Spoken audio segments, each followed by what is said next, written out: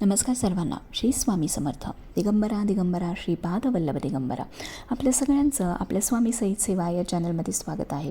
एक विनंती आहे की प्लीज आपल्या चॅनलला सबस्क्राईब करा, म्हणजे सगळे नवीन व्हिडिओज तुम्हाला पाहायला मिळतील. आणि श्री स्वामी समर्थ कमेंट बॉक्समध्ये लिहायला विसरू नका. पहिली गोष्ट म्हणजे तुमच्या सगळ्यांची मी माफी मागते. कालचा व्हिडिओ खूप मोठा झाला आहे, मला मान्य आहे, 11 मिनिटाचा झाला आहे. पण कसं आहे ना की सगळ्यांनी तुम्ही स्वामी सेवेत यावं.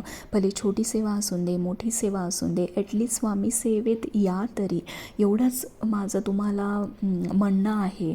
किंवा एक विनंती आहे की जेवढे लोक होतील तेवढे सगळी लोक प्लीज थोडी ना थोडी ह्या पिरियडच्या दरम्यान, 21 मार्च ते 10 एप्रिलच्या पिरियडच्या दरम्यान जेवढी होईल तेवढी छोटी मोठी जी काय असे ना ते आपण स्वामी सेवा ही नक्कीच करायला पाहिजे.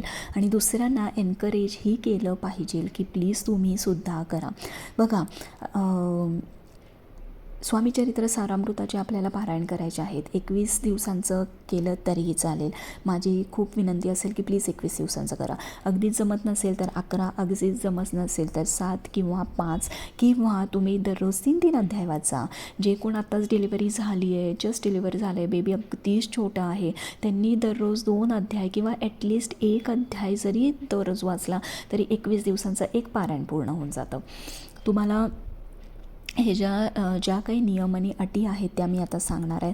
बघा, त्याच्या अगोदर ज्यांना कोणाला संकल्पयुक्त करायचं आहे ते बिनधास्त संकल्पयुक्त करू शकतात. ज्यांना कोणा सेवा म्हणून करायचे तेही सेवा म्हणून करू शकतात. बघा, स्वामी चरित्र सारामृत मी तुम्हाला जसं म्हटलं तसं एक लाईफलाईन आहे, एक दिव्य ग्रंथ आहे. या एवढ्याशा छोट्याशा पोथीमध्ये एवढे काय म्हणतात ते, एवढं त्या पोथीचं वजन आहे ना की आपल्याला ते झेपणार नाही. ह्या पोथींनी बऱ्याच लोकांच्या, ऑलमोस्ट सगळ्या लोकांच्या इच्छा पूर्ण केल्या आहेत.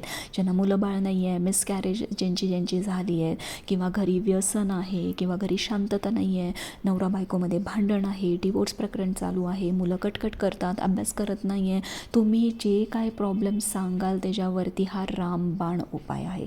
मला असं कोणी आजपर्यंत भेटलेलं नाही आहे की ज्यांनी सारामृताचे पारायण केलेत आणि त्यांची इच्छा पूर्ण झालेली नाही किंवा त्यांना मार्ग सापडलेला नाही आहे. शेवटी आपण सेवा करतो, पण आपली पूर्व जी कर्म आहेत आणि आपले भोग जे आहेत ते पण साईड बाय साईड चालू असतात. पण जरी एवढं असलं तरी स्वामी त्यांची तीव्रता कमी करण्यामध्ये आपली मदत करतात आणि आपल्याला त्यामधून मार्ग काढून देतात, हे कायम लक्षात ठेवा. सो आता नियम आणि अटी आपण जाणून घेणार आहोत. बघा, नियम ॲक्च्युली तसे बघायला गेले तर एवढे मोठे किंवा एवढं असं काही नाही आहे. नियम एवढाच आहे की नॉनव्हेज आणि ड्रिंक्स कडकडीत वर्ज्य आहे, अजिबात चालणार नाही. एग्स चालणार नाही, नॉनव्हेज चालणार नाही, ड्रिंक्स चालणार नाही. घरात कोणी जर खात असेल तर त्यांना रिक्वेस्ट करा की 21 दिवसापर्यंत करूया नको. अगदीच जर हट्टी असेल, ऐकलं नसेल, पाहिजेलच असेल तर तुम्ही त्यांना करून द्या, तुम्ही खाऊ नका. फक्त एकच तुम्हाला काम करायचं आहे, जेव्हा तुम्ही पारायणाला बसणार आहात तेव्हा सकाळी उठून पूर्ण घरामध्ये गोमूत्र घालायचं आहे. थोडंसं गोमूत्र आपण अर्धा चमचा किंवा 1-2-3 थेंब आपण स्वतः घ्यायचं आहे, म्हणजे शुद्धी होऊन जाते.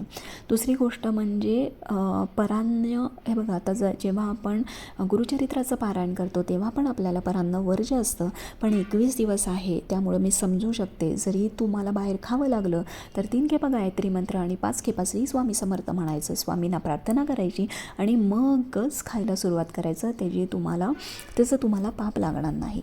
तिसरी गोष्ट म्हणजे जेव्हा तुमचे पिरियड्स असतील किंवा मासिक धर्म असेल तेव्हा तुम्हाला 4-5 दिवस ही सेवा स्किप करायची आहे आणि मग पुढं कंटिन्यू करायची आहे.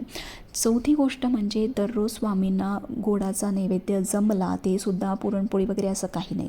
तुम्ही सिंपल खडी साखर किंवा फुटाणे साखर किंवा दूध साखर किंवा कुठलीही फळं किंवा काही गोड कुठलंही फळ किंवा तुमच्याकडे जे काही फळ असेल ते तुम्ही दाखवू शकता. अजिबात लोड घ्यायचा नाही आहे. जेवढी सेवा होईल तेवढी सेवा आपण करायची आहे, छोटी असे ना मोठी असे ना. तुम्हाला मी जसं म्हटलं तसं 21 दिवसांचं करा, 11 दिवसांचं करा, 7 दिवसांचं करा, 5 दिवसांचं करा. दररोज एक अध्याय वाचा तरी चालेल, दररोज 3 अध्याय नित्यसेवेसारखे वाचले तरीही चालेल. तुम्हाला जसं होईल तसं करा. आता मांडणी करायची आहे का नाही हे मला खूप प्रश्न आले. तर हे बघा, मांडणी ही ऑप्शनल आहे.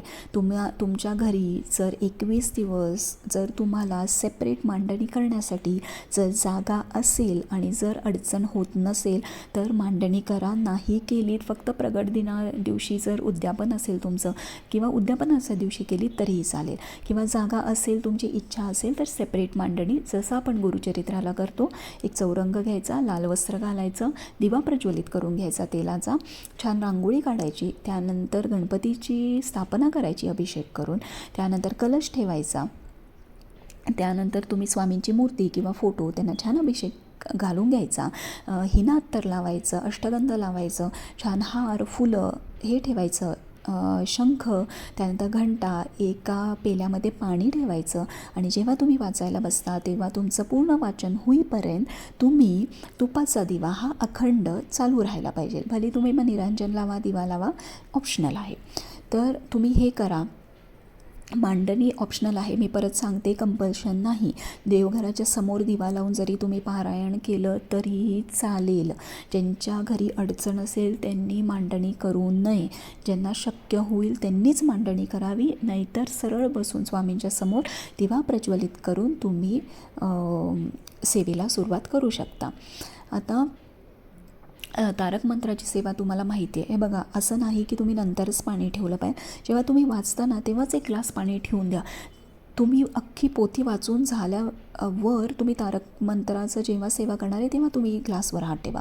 काय असतं ना, जेव्हा आपण वाचायला बसतो तेव्हा आपण मोठ्याने वाचतो तेव्हा ते शब्द आहेत ना, ते सगळे शब्द जे आहेत त्या शब्दाची पॉवर किंवा त्याची पॉझिटिव्ह व्हायब्रेशन्स त्या पाण्यामध्ये उतरतात. प्लस आपण 11 खेपा तारक मंत्राची सेवा करतो. म्हणजे तुम्ही विचार करा की हे पाणी किती पॉवरफुल असेल. आणि घरात जर कोणी व्यसनी आहे किंवा मुलं कटकट करतात, ऐकत नाही, चिडचिड करतात, रडतात, तर त्यांना ते पाणी प्यायला द्या. तर ही झाली तारक मंत्राची सेवा. आपल्याला 11 माळ जप हा तर करायचाच आहे. तर तुम्ही 11 माळ जप करू शकता. जर जमलं नाही तर तुम्ही 1 माळ जप करा किंवा जेवढं तुम्हाला जमेल तसं अखंड नामस्मरण करा. हे तुम्ही कुठल्याही या तिन्ही सेवेमधल्या कुठल्याही सेवा तुम्ही जसं तुम्हाला जमेल तसं करा. अजिबात कंपल्शन नाही आहे.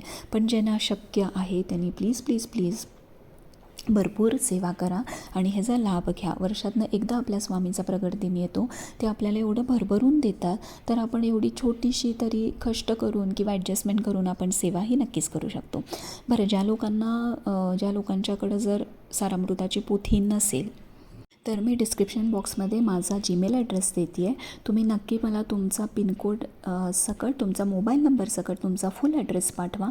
मी तुम्हाला काही कॉस्ट न चार्ज करता, ना पोथीची ना कुरिअरची, मी तुम्हाला पोथी घरपोच नक्की करेन. तुम्ही सेवा करा आणि या सेवेचा लाभ घ्या.